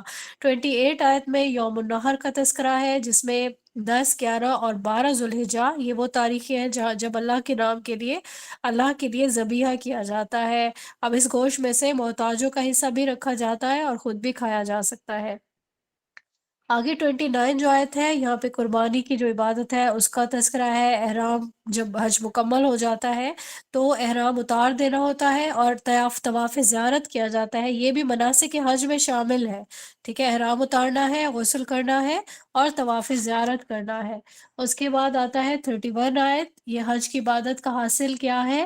انسان ہر قسم کے شرک سے محفوظ ہو جائے، اللہ کی نافرمانی سے بچے، ٹھیک ہے، ہر طرح کا جو بھی اللہ تعالیٰ نے احکام بتائے ان کا جو ہے ان احکام پر عمل کرے۔ اب جو شرک والا جو انسان ہے، جو بھی شرک کرتا ہے اس کو بدنصیب کہتے ہیں، کیونکہ وہ توحید کے مرتبے سے بلند مرتبہ ہے جو اس سے گر جاتا ہے اور پھر گمراہی اور پستی میں چلا جاتا ہے، یا پھر اس کو دنیا میں بھی ان کو اس جیسے شیاطین قسم کے جو لوگ ہیں وہ اس کو ایسے ہی نوچ نوچ کے کھاتے رہتے ہیں۔ 32 آیت ہے، اللہ تعالیٰ کی عظیم شاعر جو ہیں ان کی تعظیم جو ہے وہ تقوی کے مترادف ہے۔ آیت نمبر 33 حلال جانوروں کے فوائد کا تذکرہ ہے، جیسے حلال جو جانور ہے اس سے ہم سواری کا بھی کام کر سکتے ہیں، دودھ اس سے حاصل کرتے ہیں، گوشت حاصل کرتے ہیں جب تک وہ قربان نہ کیا جائے۔ یہاں پہ ہمارا یہ رکوع مکمل ہوتا ہے۔ ہم نے حج کے بارے میں پڑھا، حضرت ابراہیم علیہ السلام کو جو احکام ملے اس گھر کو صاف ستھرا رکھنے کی اور اس گھر کے آداب کا جو ہے خیال رکھنے کی، اور پھر ہم نے دیکھا کہ حج کے مناسک کا تذکرہ ہے، کیسے طواف زیارت جو ہے وہ کرنا ہے، اور پھر انسان کو شرک سے بھی دور رہنا ہے۔ رکوع نمبر 4 ہے جس میں قربانی کا حکم جو ہے اس سے کیا فائدے ہوتے ہیں، قربانی کے حکم کی روح کیا ہے، اس کے مقاصد کیا ہے، انشاءاللہ ہم اس کے بارے میں پڑھیں گے۔ اس میں آیت نمبر 35 سے لے کے 34 سے لے کے 37 تک کی آیات اس رکوع میں شامل ہیں۔ 34 آیت میں اللہ تعالیٰ نے ہر امت کے لیے قربانی کی عبادت طے فرمائی، اب کہ حلال جو جانور ہیں ان کو اللہ کی راہ میں اللہ کے نام پر ذبح کیا جائے، ٹھیک ہے، ہم جانتے ہیں کہ جب بھی جانور قربان کیا جاتا ہے تو ہم اللہ کا نام لیتے ہیں۔ 35 آیت میں اہل ایمان کی صفات بیان کی گئی ہیں، کیا کیا صفات ہیں؟ اللہ کا خوف رکھتے ہیں، اور جب بھی تکلیف آئے صبر کرتے ہیں، نماز پڑھتے ہیں اور اللہ کی راہ میں خرچ کرتے ہیں۔ 36 آیت میں قربانی کے اونٹوں کا تذکرہ ہے کہ جو گوشت کی تقسیم ہے اللہ کے نام پر ذبیحہ کرنا ہے، اور گوشت کی جو تقسیم ہے اس کا تذکرہ ہے۔ 37 آیت میں یہ چیز بتا دی گئی ہے کہ یہ جو گوشت اللہ کے نام پہ تقسیم کر رہے ہیں اس کا نہ تو گوشت اللہ کو پہنچے گا، نہ ہی اس کا خون اللہ کو پہنچے گا، اگر کوئی چیز پہنچے گی تو وہ تقوی جو ہے وہ پہنچے گا، کیونکہ یہی اللہ تعالیٰ کی طرف سے کسی بھی انسان کے لیے ایک ٹیسٹ ہے۔ ہمارا یہ رکوع یہاں پہ مکمل ہوتا ہے۔ یہاں پہ ہم نے آج اس رکوع میں کیا کیا چیز پڑھی ہے؟ قربانی کا جو حکم ہے اور قربانی کی جو روح ہے اس کا کیا مقصد ہے، کیا مقصد ہے اس کا؟ ہم جانتے ہیں کہ قربانی اللہ کا حکم ہے، ہم اس پہ عمل بھی کرتے ہیں، ٹھیک ہے، چاہے ہم اس کی حکمت تک پہنچیں یا نہ پہنچیں، لیکن قربانی کی جو روح ہے وہ تقوی ہے۔ اب یہ اللہ تعالیٰ نے اس کا حکم کیوں دیا؟ کیونکہ انسان اپنی خواہشات کو قربان کرے اللہ تعالیٰ کے سامنے، اور پھر اس عبادت کا مقصد کیا ہے؟ اللہ تعالیٰ کی بڑائی کو قائم کرنا۔ ایک بہت امپورٹنٹ چیز ہے کہ جب بھی قربانی کے لیے ہم جانور قربان کرتے ہیں تو ہم زبان سے کہتے ہیں اللہ اکبر. تو یہاں پہ ہم نے احتساب کرنا ہے، ہر ایک نے انفرادی طور پر اور اجتماعی طور پر بھی، کہ ہم کہتے ہیں اللہ سب سے بڑا ہے. کیا واقعی ہماری زندگیوں میں اللہ سب سے بڑا ہے؟ کیا ہمارے سارے معاملات میں ہم اللہ تعالیٰ کے حکم کو مانتے ہیں؟ ہماری گھر کے جو قوانین ہیں کیا اسی اللہ کی مرضی سے چلتے ہیں، یا پھر ہمارے معاشرے کے قوانین اللہ کی مرضی سے چل رہے ہیں؟ ہمارے ملک کا جو قانون ہے کیا وہ اللہ کی مرضی سے چل رہا ہے؟ ٹھیک ہے، اگر تو ہم اس احتساب میں کامیاب نہیں ہوتے ہیں تو اس کا مطلب ہے کہ ہم صرف ایک جو قربانی ہے وہ صرف ایک فارمیلٹی پوری کرنے کے لیے کر رہے ہیں. ہمیں اس پہ ضرور کام کرنا چاہیے اور اس جدوجہد کا جو ہے حصہ ضرور بننا چاہیے.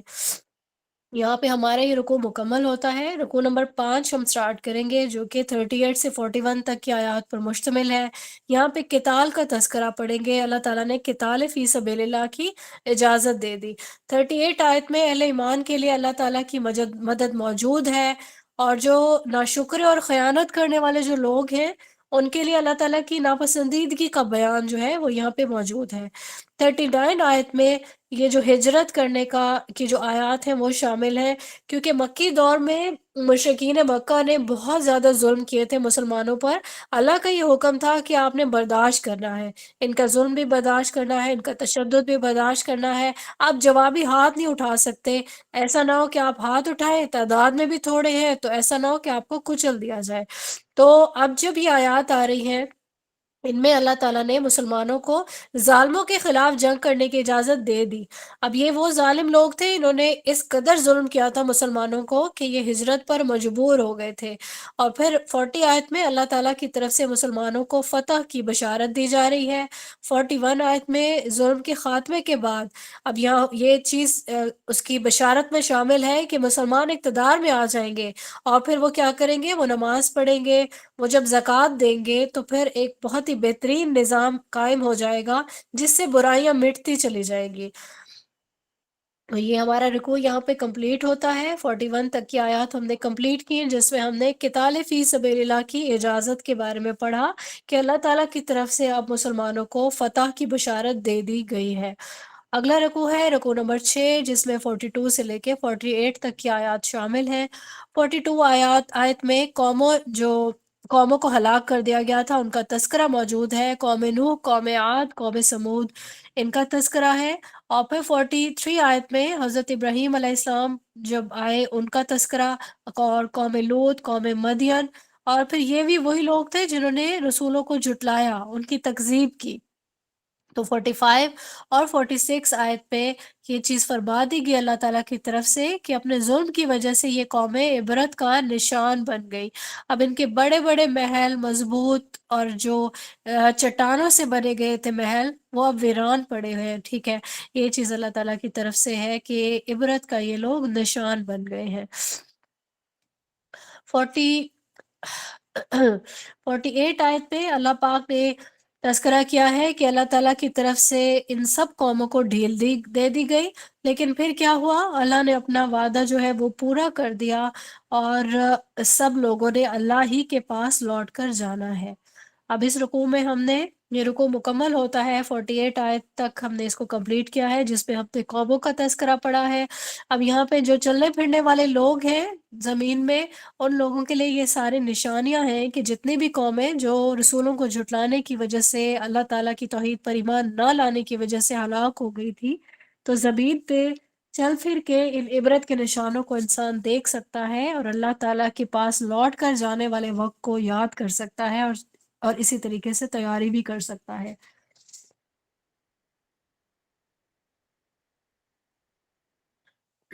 اس کے بعد رکوع نمبر 7 ہے جس میں 49 سے لے کر 57 تک کی آیات شامل ہیں.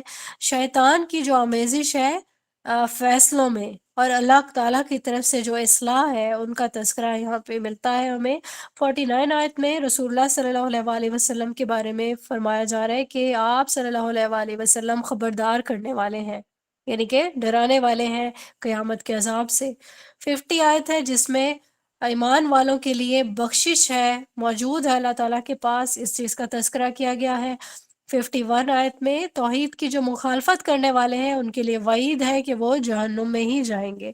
52 آیت میں جب بھی کوئی نبی اللہ کے حکم پر عمل درآمد کے لیے منصوبہ بندی کرتے تھے تو شیطان کیا کرتا، ان کے منصوبے میں کوئی نہ کوئی آمیزش کر دیتا تھا، کوشش کرتا تھا، پھر یہ چیزیں ظاہر کر دیتی تھی ایسے لوگوں کو جن کے دلوں میں کوئی نہ کوئی ٹیڑھ ہوتی تھی۔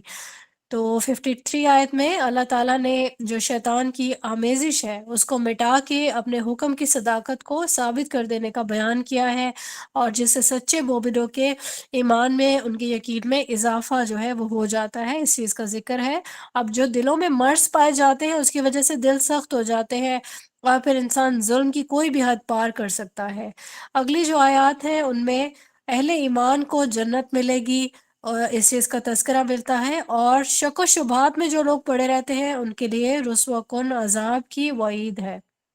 یہاں پہ ہم نے یہ رکوع مکمل کیا جس میں ہم نے اللہ کی طرف سے اصلاح کی جو نعمت ہے اس کے بارے میں پڑھا کہ شیطان جو ہے وہ آمیزش کرتا رہتا ہے اور منصوبوں میں، لیکن اللہ جو ہے اس شیطان کی اس سازش کو مٹا دیتے ہیں۔ اگلا رکوع ہے رکوع نمبر 8، جس میں 58 سے لے کے 64 تک کی آیات شامل ہیں۔ اس میں ہجرت کے بعد کی آزمائشوں کا تذکرہ آتا ہے۔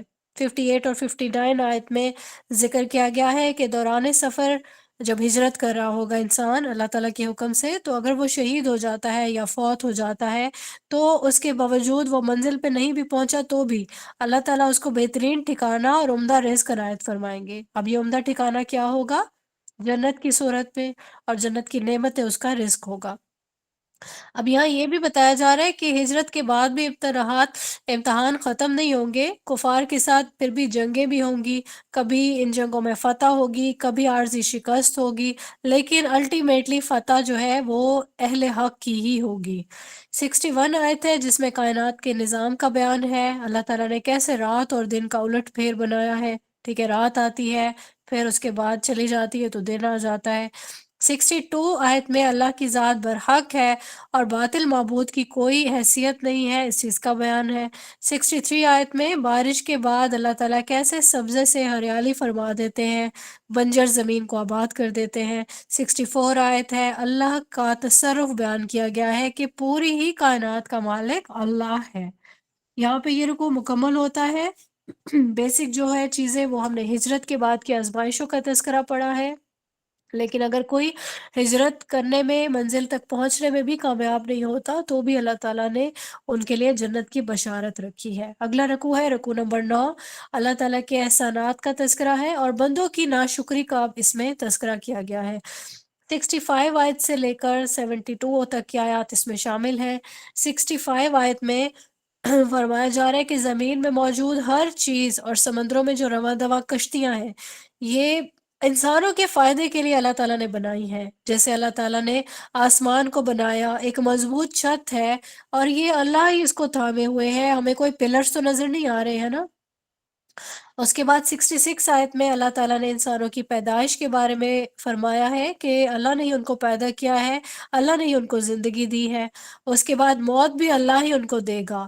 67 آیت ہے جس میں قربانی کے طریقوں پر جھگڑے کا بیان ہے، کیونکہ ہر امت کے پاس اپنی اپنی شریعت تھی تو قربانی کے طریقے بھی ڈیفرنٹ تھے۔ اب یہاں پہ ہم نے پہلے قرآن کریم کی کچھ آیات میں ہم یہ بھی پڑھیں گے کہ قربانی جو ہے کچھ امتوں کی ایسی ہوتی کہ ان کو اس کی قبولیت کا بھی انسان کو آئیڈیا ہو جاتا تھا۔ 72 آیت ہے جس میں ناشکرے لوگوں کا بیان ہے کہ کچھ لوگ ایسے ہیں کہ اللہ کی آیات کو سن کر وہ غصے میں آ جاتے ہیں اور کیا جو تلاوت کر رہے ہیں ان پر ہاتھ اٹھانے لگتے ہیں۔ تو کس لیے کرتے ہیں؟ کیونکہ ان کو اللہ تعالیٰ کی آیات سننا ناگوار گزر رہا ہوتا ہے۔ ان کو یہاں پہ ریئلائز کروایا جا رہا ہے کہ ان سے کہیں زیادہ ناگوار جہنم کی آگ ہوگی جس میں ان بد نصیبوں کو ڈال دیا جائے گا۔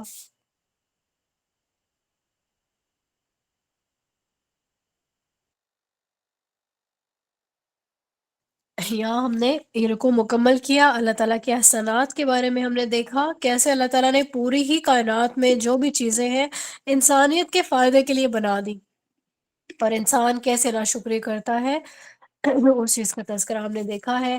رکوع نمبر 10 ہے اس سورہ کا آخری رکوع، اس میں ہم نے دعوت ایمان اور دعوت عمل کے بارے میں پڑھنا ہے۔ بہت ہی اہم رکوع ہے یہ، اس میں ہم دیکھتے ہیں اللہ تعالیٰ نے کیا کیا چیزیں فرمائی ہیں۔ تو ہاں 73 آیت سے سٹارٹ ہو رہا ہے اور 78 آیت تک یہ کمپلیٹ ہو جائے گا انشاءاللہ۔ 73 آیت میں ایمان کے بارے میں اللہ تعالیٰ نے فرمایا ہے کہ اللہ کے سوا جن معبودوں کو پکارا جاتا ہے، اگر وہ سب کے سب مل کے چاہیں بھی تو ایک مکھی بھی نہیں بنا سکتے۔ ایون ایک مکھی بنانا تو بہت دور کی بات ہے، وہ اتنے بے بس ہے، اتنے لاچار ہیں کہ اگر مکھی ان کے سامنے سے کاغذ کا کوئی ذرہ لے اڑے تو وہ اس سے کوئی چھین بھی نہیں سکتے، وہ اتنی بھی طاقت نہیں رکھتے ہیں۔ اور اللہ انسان کیا کرتا ہے، وہ اللہ تعالیٰ کو چھوڑ کر دوسرے معبودوں سے مانگ رہا ہوتا ہے، اور اللہ تعالیٰ کے پاس کتنی زیادہ نعمتیں ہیں ان کی قدر نہیں کرتا، ٹھیک ہے، اور اللہ تعالیٰ کی معرفت نہیں کرتا۔ یہی نتیجہ ہے اس چیز کا کہ وہ دوسروں کے سامنے ہاتھ پھیلا رہا ہوتا ہے، جو اس کو کچھ بھی دینے کا بالکل بھی قدرت وہ نہیں رکھتا ہے۔ اگلی آیت ہے 74، جس میں اللہ کی معرفت حاصل نہ کرنے والے کے بارے میں بیان کیا گیا ہے کہ جو اللہ تعالیٰ کو پہچان نہیں سکتا، پھر وہ اللہ سے ویسی محبت بھی نہیں کر سکتا جیسی کہ محبت کرنے کا اللہ تعالیٰ کی طرف سے حکم ہے، اور جتنی محبت کا اللہ تعالیٰ کا حق ہے۔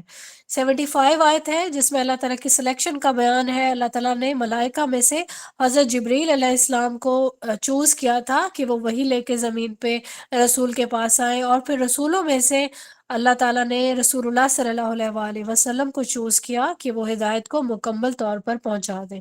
آیت نمبر 76 ہے جس میں آخرت کا بیان ہے کہ لوٹنے کے دن کو تمام لوگوں کو یاد رکھنا چاہیے۔ 77 آیت ہے جس میں عمل کے حوالے سے احکام ہے، نماز ادا کرو پوری زندگی میں پورے شوق سے، اور مکمل اطاعت اللہ تعالیٰ کی کرو، بھلائی کے کام کرو۔ اور بھلائی کے کاموں سے کیا مراد ہے؟ اس میں خدمت خلق بھی آتی ہے، لوگوں کی آخرت سنوارنے کا بھی جو ہے جذبہ ہونا چاہیے، آخرت سنوارنے کا جو ہے وہ کام کرنا چاہیے تاکہ وہ جہنم سے بچے۔ تو اس میں یہ دعوت و تبلیغ کا جو کام ہے وہ اسی زمرے میں آتا ہے، یعنی امر بالمعروف اور نہی عن المنکر۔ آخر میں جو 78 آیت ہے، اس میں اللہ تعالیٰ کی طرف سے حکم دیا گیا ہے کہ دین کی سربلندی کے لیے اس طرح سے جہاد کرو جیسے کہ جہاد کرنے کا حق ہے۔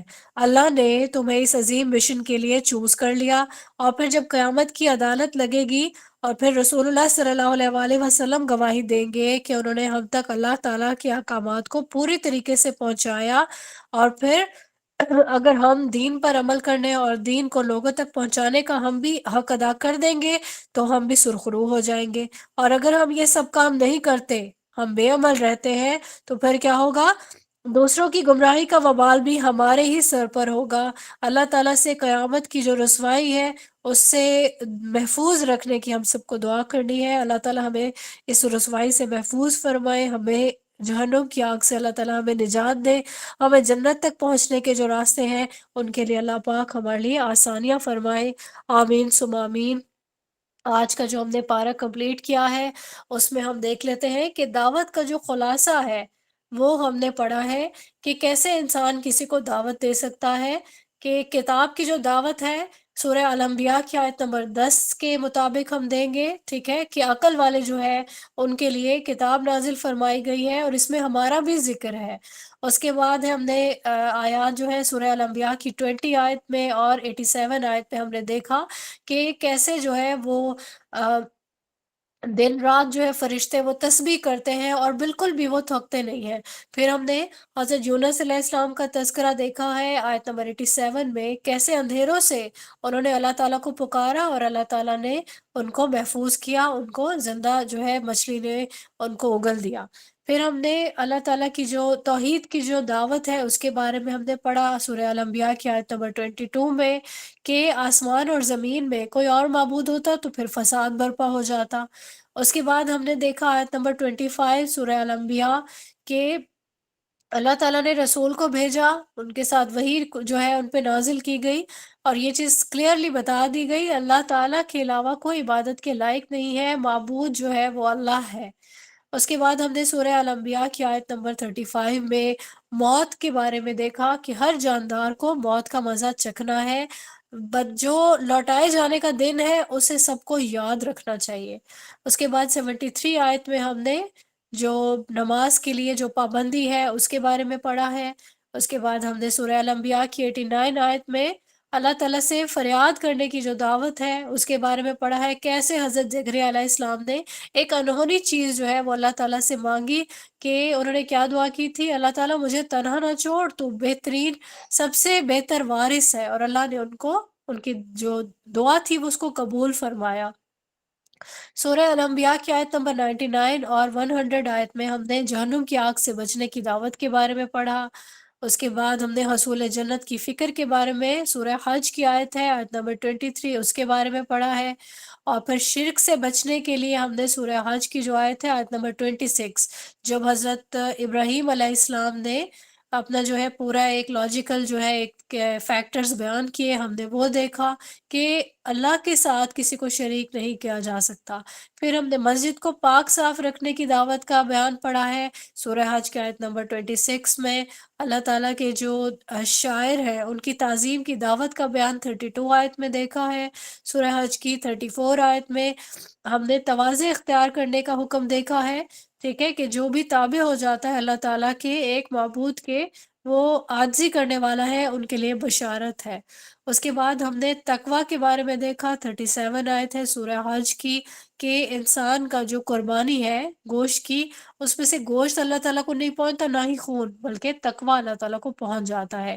آیت نمبر 41 میں ہم نے امر بالمعروف اور نہی عن المنکر کی دعوت کے بارے میں پڑھا، ٹھیک ہے، دین ہمارا اس سے مکمل ہو جاتا ہے، اور نمازوں کی پابندی ہے، زکوٰۃ ہے، اچھے کاموں کا حکم اور برے کاموں سے منع کرنے کا جو حکم ہے، یہ تمام ہماری بھی اسائنمنٹ میں شامل ہے۔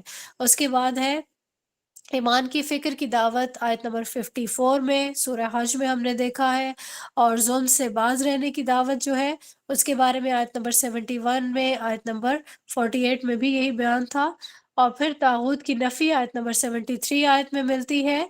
اللہ تعالیٰ کی عظمت کو پہچاننے کا جو حکم ہے وہ ہم نے دیکھا ہے آیت نمبر 75 میں، اور پھر نیکی کو اختیار کرنے کی جو دعوت ہے آیت نمبر 77 میں ملتی ہے۔ اللہ تعالیٰ سے دعا کیا کریں اپنے لیے بھی اور تمام مومنین کے لیے بھی، کہ سب سے پہلے تو ہم ان تمام باتوں پہ عمل کریں، اللہ تعالیٰ ہمیں توفیق دے، ہم بہترین داعی بن جائیں، داعیہ بن جائیں، پہلے تو خود عمل کریں، اور پھر ان سب کاموں کو جو چیزیں ہم نے پڑھ لی ان کو آگے پھیلانے والے بھی بن جائیں۔ ہمارا خاتمہ اللہ تعالیٰ ایمان پر فرمائے، اور جنت جیسی نعمت اللہ تعالیٰ ہمیں بھی عنایت فرمائے، آمین ثم آمین۔ وآخر دعوانا ان الحمد للہ رب العالمین۔ سبحانک اللہم و بحمدک، نشہد ان لا الہ الا انت، نستغفرک و نتوب الیک۔ السلام علیکم ورحمۃ اللہ وبرکاتہ۔